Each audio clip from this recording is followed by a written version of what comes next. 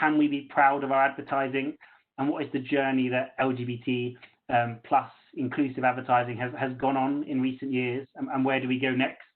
And so yeah, hopefully you'll come along on this journey with me. So what is Outvertising? Who are Outvertising?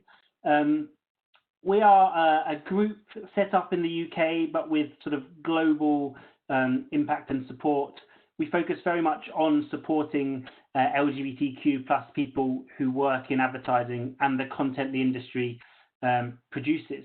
So we want to make sure that in the content marketers are making, there is fair and accurate representation of that community. We want to encourage there to be positive role models of members of that community in the sector. We want to really challenge any prejudice, any negative stereotypes. And yeah, we want to provide information and support. So it's both internally, if you're an LGBTQ plus person or an ally working in the industry and want to support or mentorship or a role model, we try and help on that. But also very much, how do we chase the industry to do more externally? And I think it's the latter that is really the heart of our mission. It's really the heart to say kind of, how do we get brands to do more? How do we get brands to stand up and take a positive role in this space? And we actually think there's really good reasons, both from a marketing perspective and a community perspective, to do that. But we're now 51 years since Stonewall, over half a century since kind of the moment that many define as the sort of the start of modern LGBT rights, certainly sort of the first Pride, literally a riot. And those kind of 50 years have been an interesting one. We've had some fairly interesting, unusual interpretations of what being gay, being LGBT might look like turning up in some early advertising. We had some brands who started to lean in. Absolute is a brand that has led in quite heavily into this space, but certainly to begin with, these brands were starting to advertise towards queer people, but only in queer titles, in queer spaces, where perhaps they felt there was less risk of being called out by others, or at least they were at least acknowledging the community and the value that it had. It was actually in the 90s when things really truly began to change, and we'll see if this video will play.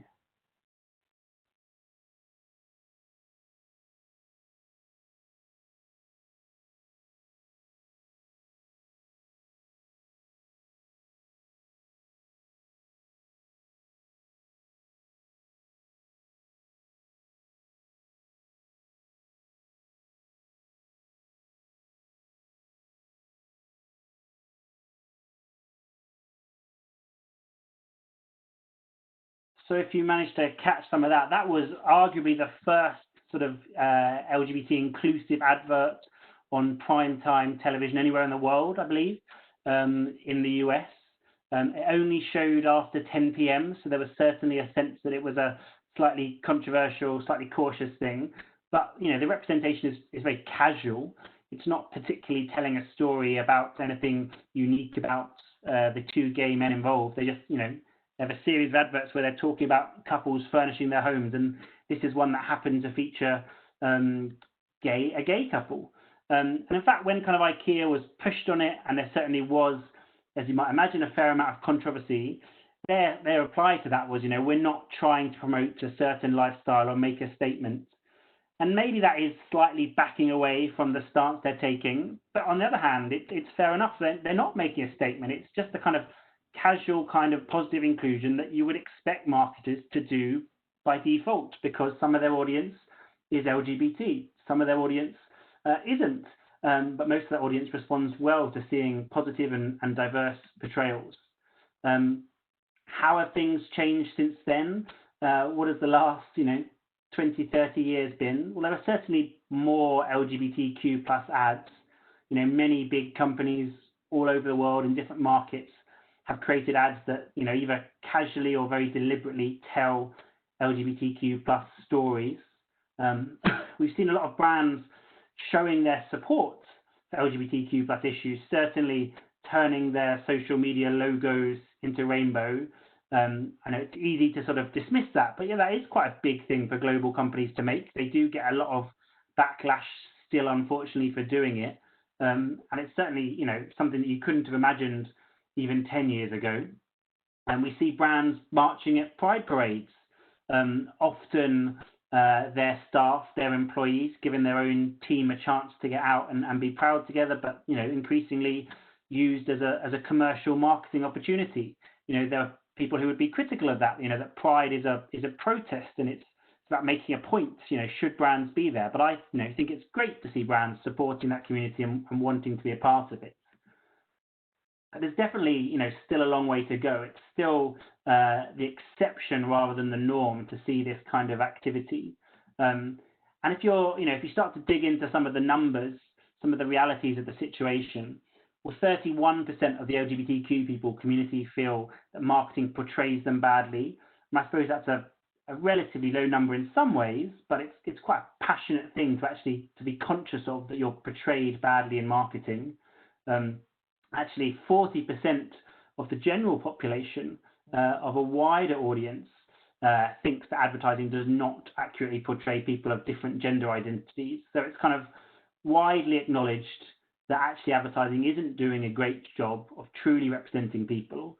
And certainly, if you hope advertising might be pushing a bit further and pushing people out of their comfort zone, then it's not doing that yet.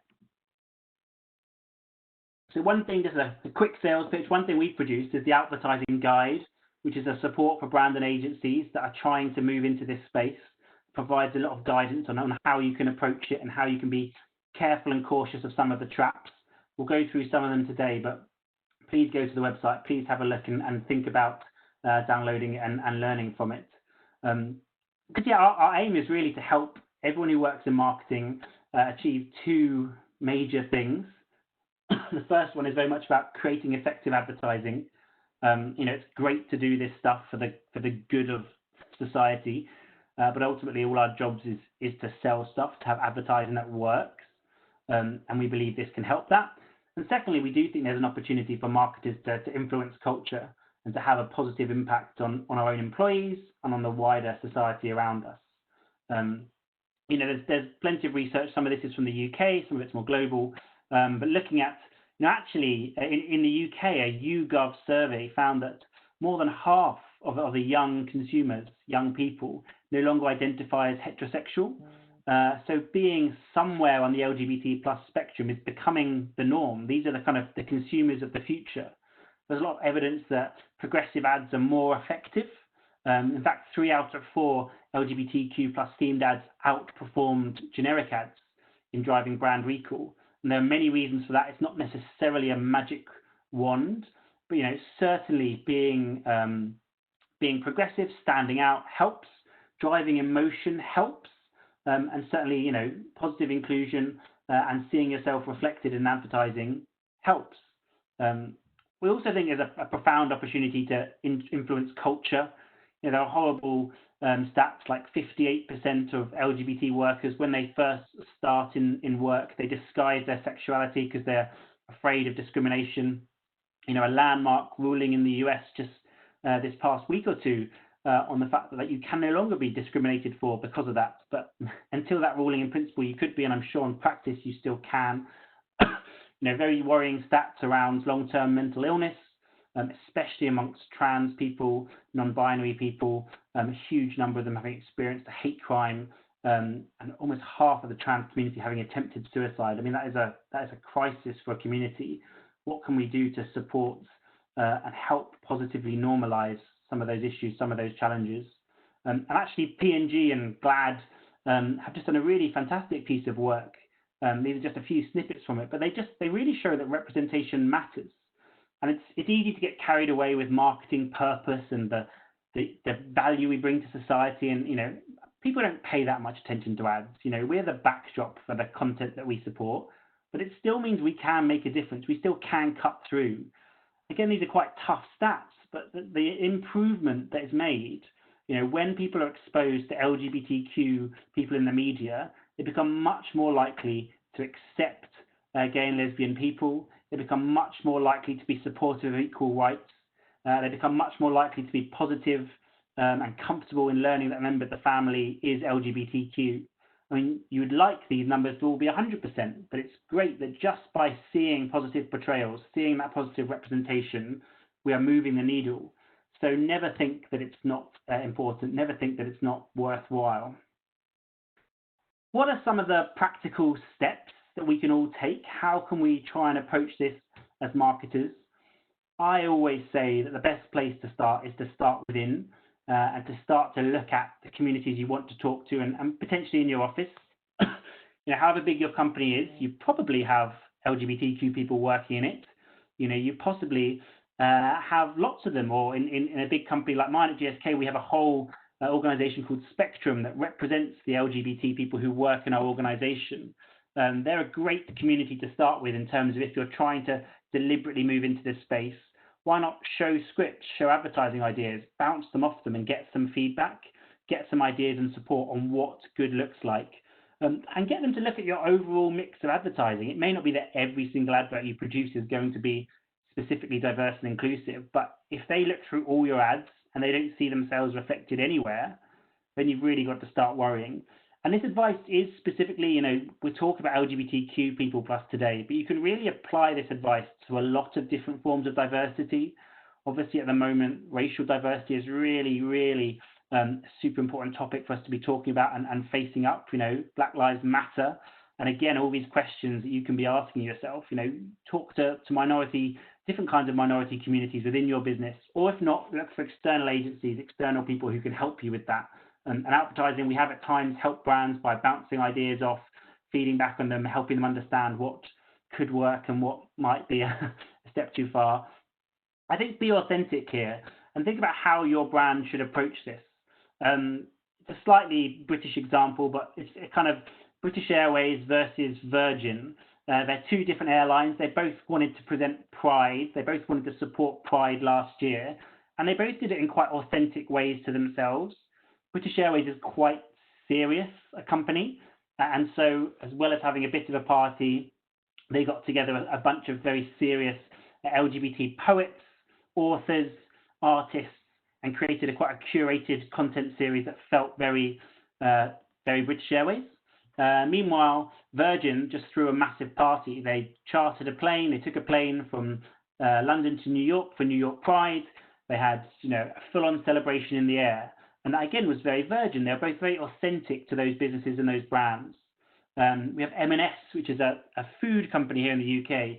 They called a sandwich the LGBT, and it really divided the community on whether that was a nice, positive support or whether they were just kind of cashing in and being a little bit cheeky towards us. But I know they did it in a well-meaning way. I think it's important to look at production, to look at who's behind the camera. The Smirnoff content, which is the bottom right one in particular, I know they've done a lot of effort to pay attention to who's producing, who's writing the scripts, who's filming. If you have diverse talent helping you make the content, if you have diverse eyes on it, then it's a pretty good guarantee you're going to get to a good and positive space. Really think 360. I know a lot of this focuses on the stories you tell and the advertising.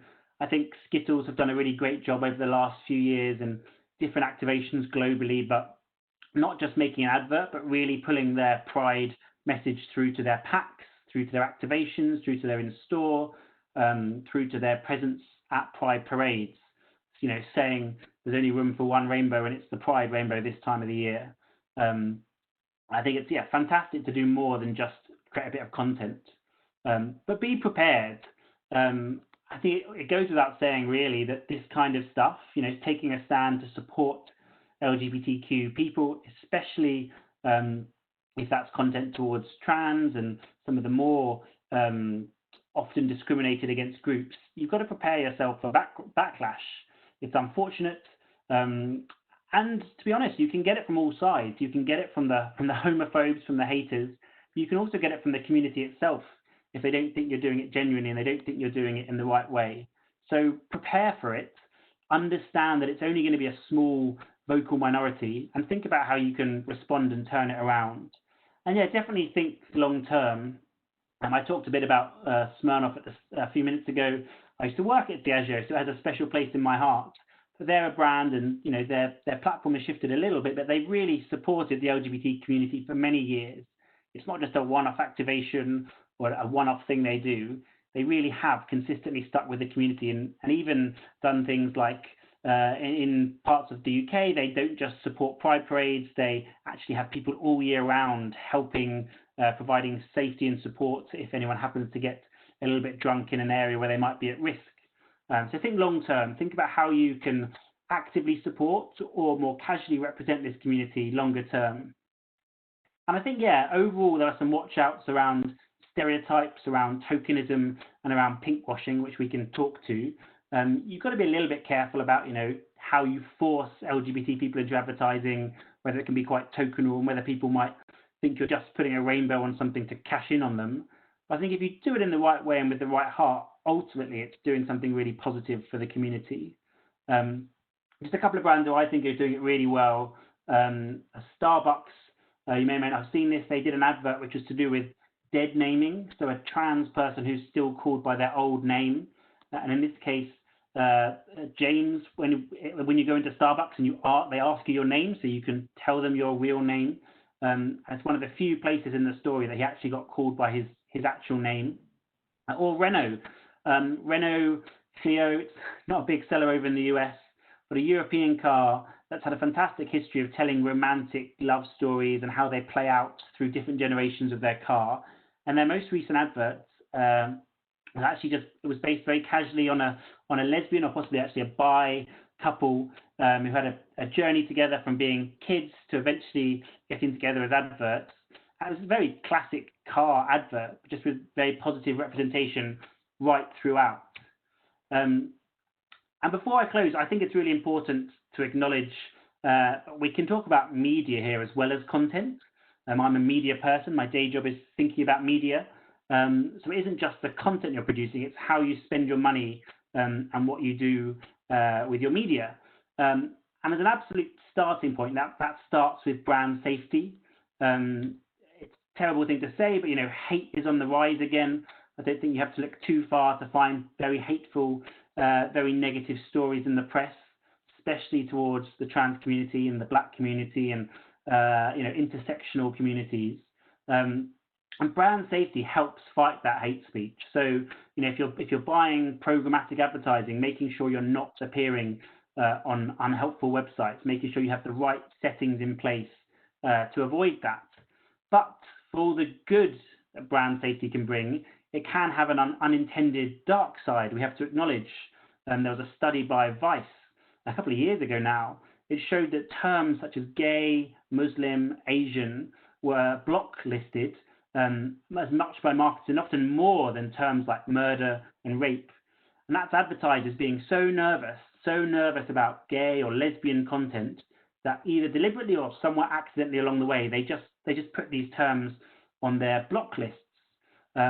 Check just last year found that more than half of neutral or positive stories on major news sites are incorrectly flagged as being unsafe for advertising, and in particular for LGBTQ, 73% of safe-related content is blocked. So nearly 3/4 of LGBT stories are unmonetizable. That means if a mainstream news channel decides to write about the community positively, it won't be monetized, it won't be advertised on, and that obviously creates a huge disincentive and a sense that people would not do that. And without funding from advertisers, minority voices will disappear. So mainstream publications will be less inclined to write positive stories about minority voices, and dedicated publications serving the LGBTQ plus community won't be able to fund themselves, won't be able to resource themselves, and will disappear. So we have a sort of responsibility as advertisers to kind of try and fund that community and that content. And so when it comes to kind of media guidelines, and actually we do have on the advertising site a document that goes specifically into the media side, it's kind of this ladder, this spectrum. You start with safety settings, you start with blocking the bad stuff, then you make sure that you're not accidentally excluding the good stuff.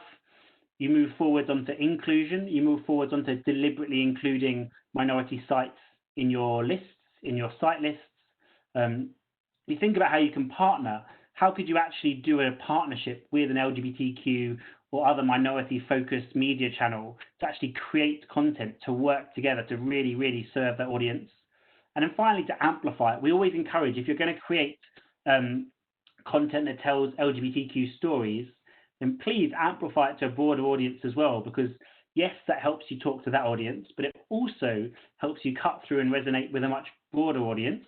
And also, frankly, that helps in terms of the whole point we made at the start in terms of challenging stereotypes and breaking things down. So that was kind of my heads up, my start. I think at one point I'd kind of make this to wrap up here before we get into the fireside chat, is that there's really a spectrum of this. And for some advertisers, supporting the LGBT community does mean going all out. It means telling very specific stories. It means getting behind the trans community, telling those stories. But for other advertisers, it can be as simple as casual inclusion. It can mean you're casting an advert, you're showing different families. Let's just make sure some of those adverts show diverse families at different times.